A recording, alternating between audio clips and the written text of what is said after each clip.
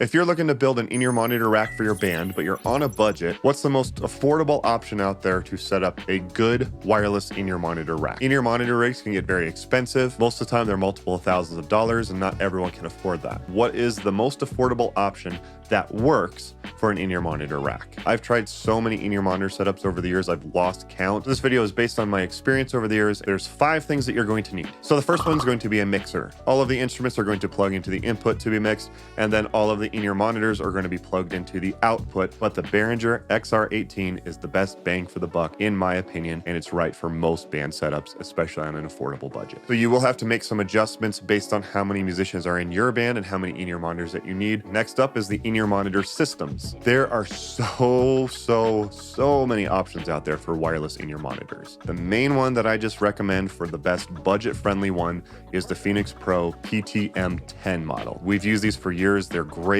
So the PTM10 is about $228 per system. There's a trick that you can use where you can have one transmitter send 2 separate mixes to 2 separate musicians. I have a video going over this and going over all of the steps, but doing that, you are able to get 1 transmitter and 2 receivers, and each musician will have their own in-ear monitor mix. It's a great way to save money, and Phoenix Pro actually has it. They have the PTM10-2B, and that is $315. That's like $160 a band member. Even your bass player could afford that. All right, next up are the earbuds themselves. The 2 that I recommend on a budget are the CCA ones and the KZ ones. Both of them are like $50. They both have the over-the-ear design, so that keeps them from falling out, especially if you're doing like rock or metal or a lot of headbanging. The CCA 12 and then the KZ Pro 10. Those are the 2 main ones that I recommend. All right, next up is the splitter. All the instruments plug into the splitter. It splits off into 2 sides. One side goes into your in-ear monitor rack for you to mix your ears, and the other side goes to front of house